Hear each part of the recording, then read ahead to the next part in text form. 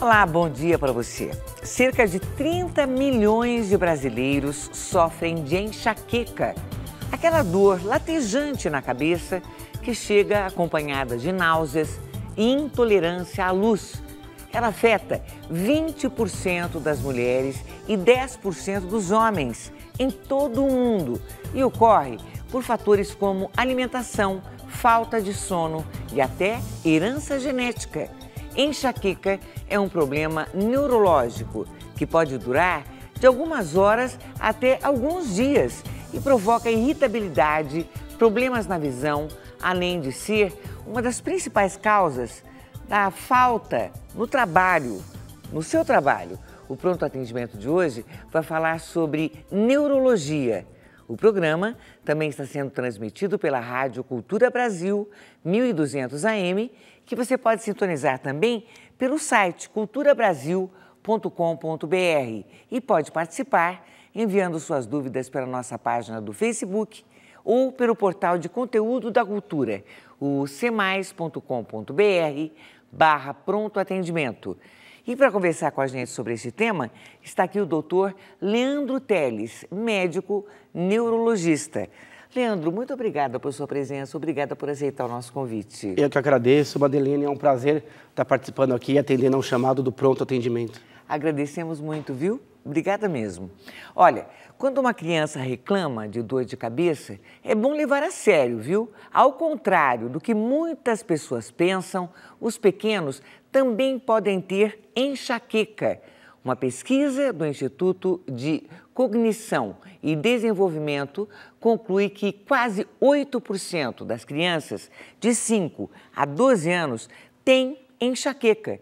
Segundo a pesquisa, apenas 18% delas nunca se queixaram dessas dores. Uma pequena parcela apresenta a forma crônica da doença, que se caracteriza por dores em mais de 15 dias por mês. No início, Maria Lúcia achava que as queixas de Rian eram manha. Com a piora gradativa do filho, ela começou a se preocupar. Eu tinha que levar no pronto-socorro. Lá ele era aplicado o medicamento na veia, ele ficava em observação e chegou a convulsionar várias vezes por conta dessa dor de cabeça. Estudo revela que mais de 80% das crianças brasileiras com idade entre 5 e 12 anos já reclamaram de dores de cabeça. Os riscos para o desenvolvimento de sintomas de ansiedade e depressão aumentam cerca de 6 vezes em casos de enxaqueca. Independentemente da frequência, as dores podem atrapalhar o desempenho nos estudos. O risco de interferência é superior a 30%. Wilson percebeu as dificuldades que o filho Vinícius tinha na escola. Perdi a aula, não conseguia acompanhar, pegar a lição de casa, eu não conseguia entender direito o que a professora explicou. O pequeno trata a doença com remédios preventivos há cerca de 1 ano. Hoje, algumas das planilhas mensais de acompanhamento das dores estão em branco. A melhora é motivo de comemoração. Eu estou me sentindo bem mais disposto, eu estou brincando bem mais. Agora, Leandro, é difícil identificar numa criança, né, que não sabe, às vezes, explicar muito bem o que está sentindo, como identificar uma dor de cabeça comum e um problema mais sério, que pode ser uma enxaqueca? Então, essa é uma das dificuldades mesmo. O primeiro recado é assim, a enxaqueca acontece também na infância. Como a gente viu aí na matéria, em torno de 10% das crianças têm, em algum momento da sua evolução, da sua vida, quadro de enxaqueca. A enxaqueca na infância é um pouco diferente da enxaqueca em pessoas mais velhas. Por quê? Às vezes a dor ela é mais bilateral, ela é mais dos dois lados, não tanto de um lado só. Às vezes ela não pulsa tanto, não lateja tanto quanto acontece na idade mais avançada. Às vezes a criança se queixa muito de dor abdominal, cólica, ou náuseas e vômitos recorrentes, então tem que ficar esperto. Existe um mito que sempre a criança está fazendo manha, ou que não quer ir para a escola, então também é uma dificuldade, às vezes, de reconhecimento por conta dos pais, professores e até dos próprios pediatras, às vezes que recebem essa informação dos pais e acabam não dando tanta importância. Então é um problema de saúde pública, inclusive na faixa pediátrica e na adolescência. A dica é, sempre que a criança perde momentos, às vezes, de lazer ou de brincadeira e queixa-se de dor de cabeça, levar ao neuropediatra, que é o profissional habilitado. Outro problema é que é muito comum as pessoas atribuírem a dor de cabeça na infância a problemas de óculos, né? Problema de sinusites, e quase nunca esses problemas explicam a dor de cabeça. Sim. Então, às vezes a mãe leva no oftalmologista e faz o óculos, depois leva no otorrino. Demora muito para essa criança chegar ao especialista adequado. Né? Sim. E explica pra gente qual que é a diferença entre uma dor de cabeça comum e uma enxaqueca. Então, a enxaqueca ela é um dos tipos, nem é o tipo mais comum. O tipo mais comum é a cefaleia tipo tensão muscular. A dor de cabeça mais comum é aquela que é dos dois lados, leve ao fim do dia. A enxaqueca ela é diferente, ela tende a ser mais intensa, ela é um pouco mais lateralizada, ela não é constante, tipo um aperto, ela é uma dor que pulsa como se fosse o coração batendo na cabeça. E além da dor, a enxaqueca traz outros sintomas, uma intolerância ao ambiente. Então, a luz incomoda, o barulho incomoda, o cheiro incomoda, a pessoa fica com dificuldade para se alimentar, fica nauseada, às vezes até tem vômitos. Então, a enxaqueca ela é muito mais do que uma simples dor de cabeça. Ela é uma síndrome que inclui intolerância ambiental, náusea e uma dor bem caprichosa, bem peculiar. E tem cura? A gente não fala em cura com enxaqueca. Algumas pessoas, com o passar dos anos, acabam, às vezes, até melhorando, ou até desaparecendo, mas não se fala em cura, porque existe uma predisposição genética. A gente fala em controle. A gente fala em controle baseado em quê? Em reconhecimento dos desencadeantes, mudança do estilo de vida, tratamento, em alguns casos selecionados. Então, a gente tem controle, mas um belo dia a dor pode voltar. Então, como uma dor que depende da genética, e a genética nossa não muda, a gente não fala em cura, em sim em controle dos sintomas. Olha, a Alice Santos escreveu no Facebook o seguinte, ela diz, o meu filho tem 12 anos e sente muita dor de cabeça, principalmente quando ele faz testes no colégio e às vezes acorda com dor de cabeça. Nesse caso pode ter algum fator assim emocional? Pode ter sim. Como eu falei, a enxaqueca é uma predisposição genética, mas ela é desencadeada por alguns fatores. Privação de sono, preocupação, alguns pacientes são sensíveis à alimentação, oscilação hormonal. Então, no caso, o filho dela merece sim uma avaliação e pode ser que tratando a ansiedade, ou conversando, ou lidando melhor com esse momento de maior tensão, pode ser que realmente as dores melhorem, né? Entendi. Olha, a Gisele quer saber qual a diferença entre problemas psicológicos e neurológicos. Essa é uma pergunta muito boa. Então, alguns problemas psicológicos se refletem com sintomas neurológicos. O cérebro é um só, né? Então, é muito difícil, às vezes, você diferenciar o que é psíquico do que é estrutural. Então, uma pessoa que tem um problema estrutural no cérebro, tem um tumor, tem um abscesso, um aneurisma, ela tem um problema definitivamente neurológico, anatômico, estrutural. Mas uma série de doenças, por exemplo, a ansiedade, a depressão, pode não ter um substrato anatômico, uma alteração no exame, né? Então, a gente chama isso de um problema mais psíquico, né? Agora, na prática, do nosso dia a dia, o neurologista, o psiquiatra e o psicólogo, eles lidam com uma série de problemas comuns, porque a psique, a mente e o cérebro é uma coisa só, né? Agora, Leandro, a Maria Lúcia tem uma dúvida sobre isso, viu?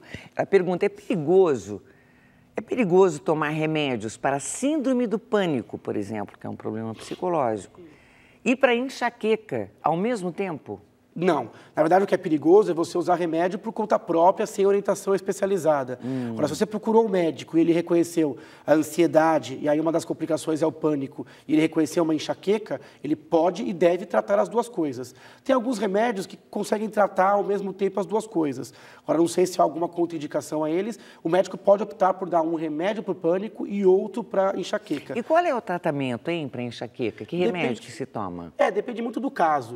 Então, quando a dor é muito rara, ou seja, quando a dor é eventual, uma vez a cada 3, 4 meses eu tenho uma dor forte. Aí o médico geralmente opta por tratar a crise. Quando a crise começa, você toma tal conduta. Agora, quando a crise é muito frequente, acima de 2, 3 por mês, ou muito limitante, o médico escolhe uma profilaxia, medicamento que previne a dor. E aí depende da pessoa.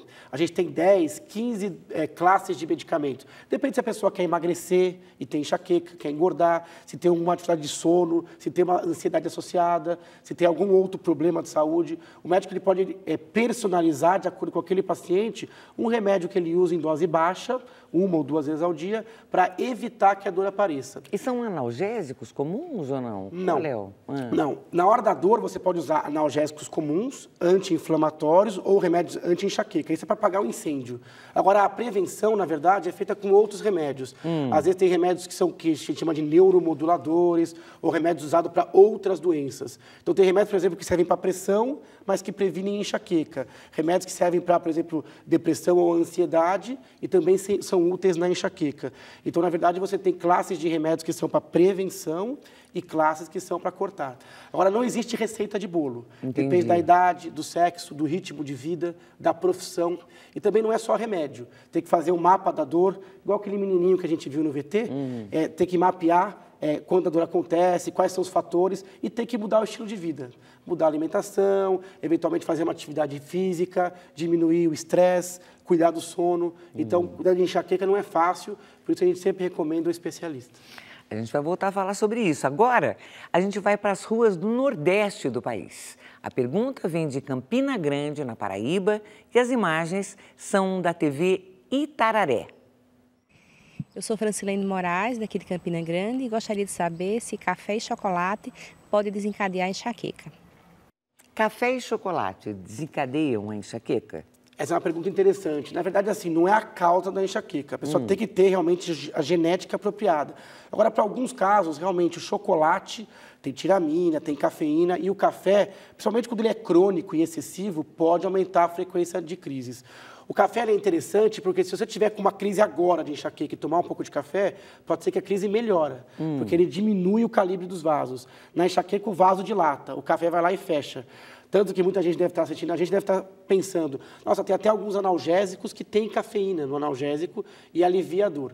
Então, na hora H, ele alivia. Só que o uso repetido, crônico, piora. Porque quando você interrompe o uso, você tem o rebote, a abstinência, a dor. Então, a gente não recomenda quem tem enxaqueca a abusar nem do café e nem do chocolate. Entendi. Agora, o Roberto pergunta se usar analgésicos diariamente pode provocar dor de cabeça. Pode sim. Então, isso é uma coisa que é um paradoxo, né? Um remédio que é para cortar a dor, provoca a dor. Isso acontece sim. O analgésico simples, quando usado acima de 2 vezes por semana, ele cronifica a dor. Ele faz a dor voltar cada vez mais rápido. Então, a pessoa toma o remédio, a dor passa. De repente, a dor volta. Ele toma de novo e a dor tende a voltar cada vez mais precocemente. A gente chama isso de abuso de analgésico. O analgésico deve ser usado no máximo 1 vez, 2 por semana. Quando passa o uso, é fundamental procurar um especialista e começar a profilaxia, a prevenção. Funciona mais ou menos como aquele descongestionante nasal, que você pinga, o nariz abre. Aí o nariz fecha, você pinga de novo, ele abre. Aí você fica dependente do descongestionante. Sim. Tem pessoas que usam isso anos e anos, né? Mesma coisa vale para o analgésico. A dor vai, a dor volta e a doença em si piora. Muito bem. Mas uma pergunta, uma questão importante sobre problemas neurológicos. A gente vai ver se é verdade ou apenas um mito.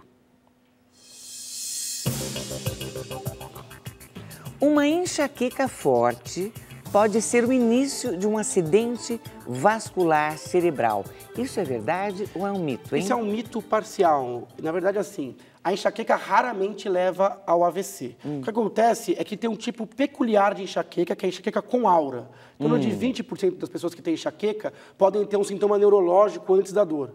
Um ponto brilhante na visão, uma perda visual, um formigamento. Essas pessoas têm um discreto aumento no risco de derrame, principalmente se usarem anticoncepcional e fumarem.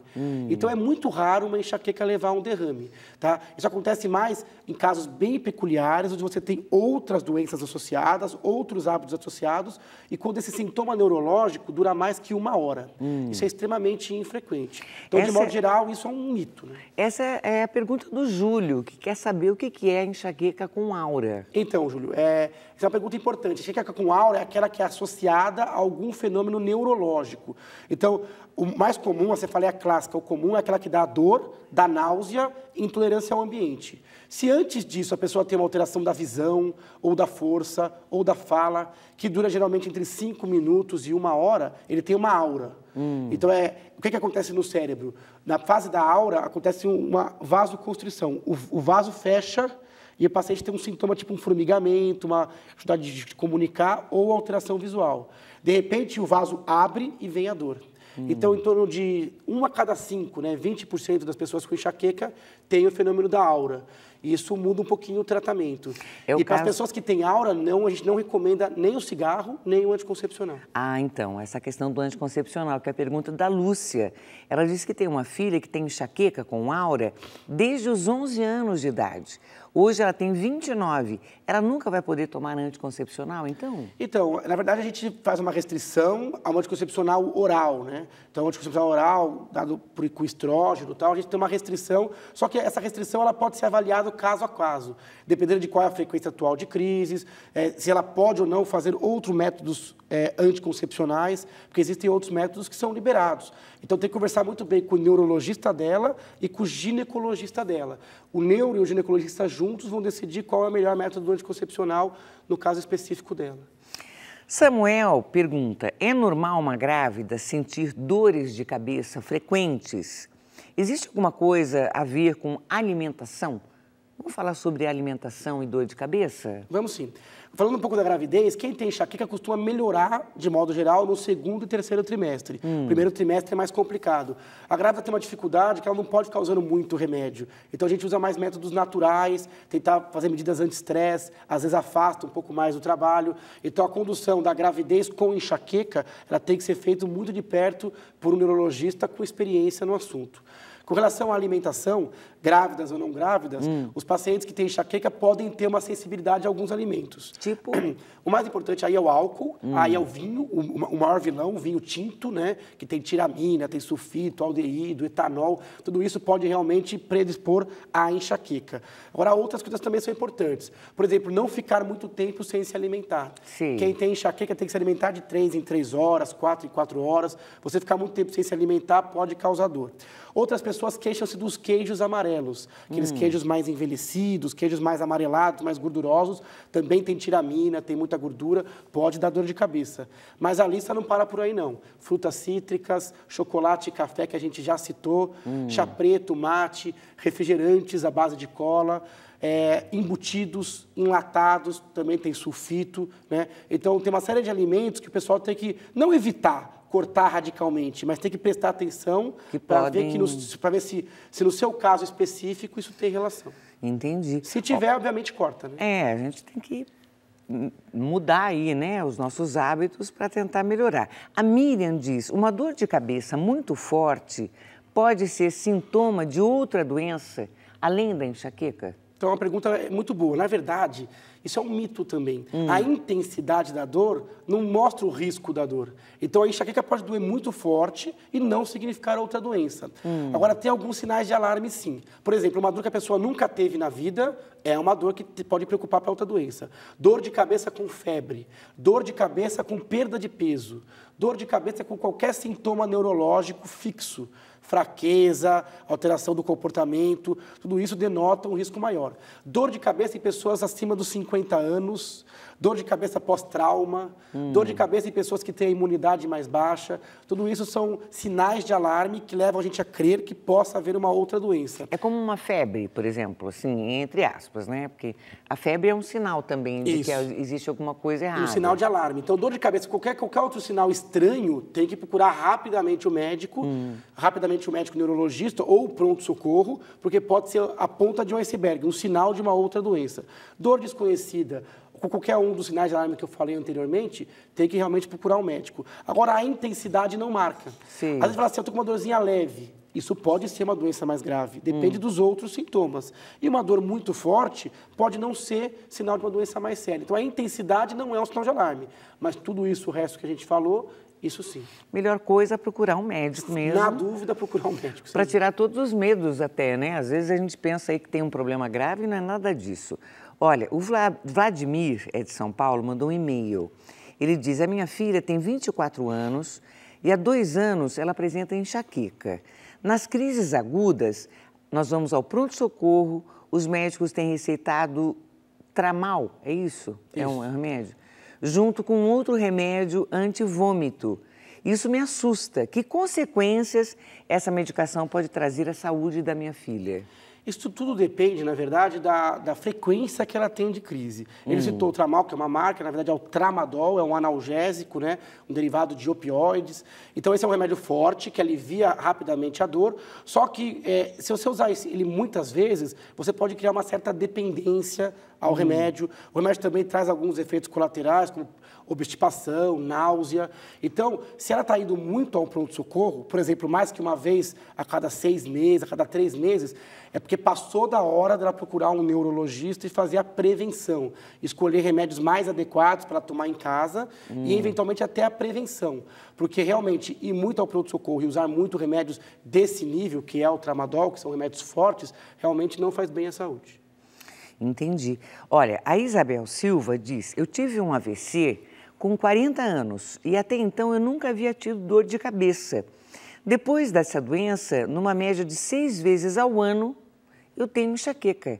Ela pode ser por causa desse AVC que eu tive? A Isabel pergunta. No caso dela, precisa ver exatamente o que causou o AVC. Agora, ela teve um AVC em jovem, então 40 anos, muito nova, mulher, que geralmente é relativamente protegida antes da menopausa contra esse tipo de doença. Agora, tem doenças que causam AVC e enxaqueca, que estão associadas. Então, por exemplo, quando você tem a coagulação muito forte, ou quando você tem problemas cardíacos, você pode ter AVC e enxaqueca. Então, eu acho que no caso dela, possivelmente não foi o AVC que levou à enxaqueca, mas alguma coisa, e aí precisa ver o caso dela com detalhes, pode ter causado o AVC e a enxaqueca. Então, é comum essa associação, e isso pode acontecer realmente após os 40 anos. Muito bem, a gente vai para um rápido intervalo, viu? Daqui a pouco a gente volta. Hoje o nosso tema é neurologia. Você pode enviar suas perguntas. A gente volta daqui a pouquinho, até já.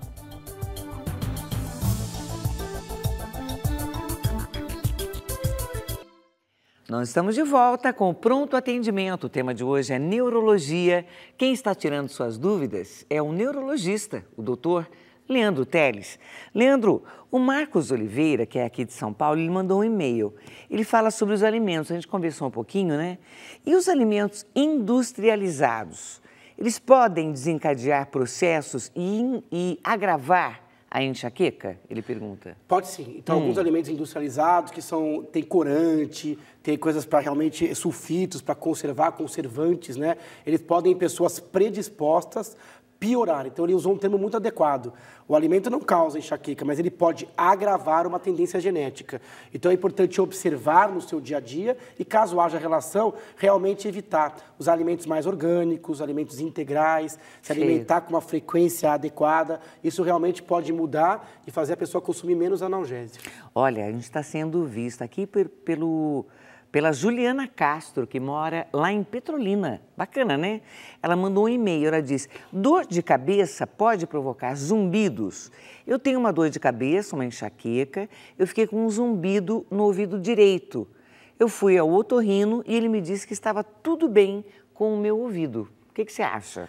Então, primeiro, é interessante essa participação do Brasil inteiro aqui na nossa Pernambuco, pauta. Petrolina. E o que ela falou é relativamente comum, sim. Agora, precisa ver se o zumbido é da enxaqueca ou se tem um zumbido e uma enxaqueca. O zumbido tem inúmeras causas. Causas dentro do ouvido, causas psíquicas, causas da cabeça e causas desconhecidas, que o médico investiga e não descobre a causa. Quando o zumbido é pela enxaqueca, ele acontece antes ou durante a dor. Então, você pode ter enxaqueca com tontura, com zumbido. Agora, se a dor de cabeça vai embora e o zumbido fica, possivelmente há uma outra causa. Então, é fundamental procurar um neurologista para ver a enxaqueca e ter sempre ao lado um otorrinolaringologista para ver se acha uma causa.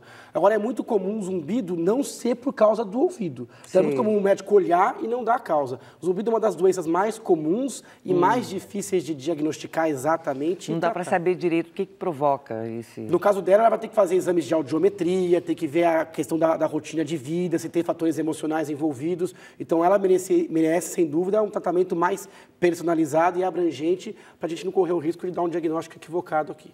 Muito bem. A Alice Santos escreveu lá no Face o seguinte: o meu marido sentia muitas dores de cabeça, principalmente depois de ter bebido alguma coisa, né, alcoólica. Hoje ele toma analgésico antes de sentir essa dor para evitá-la.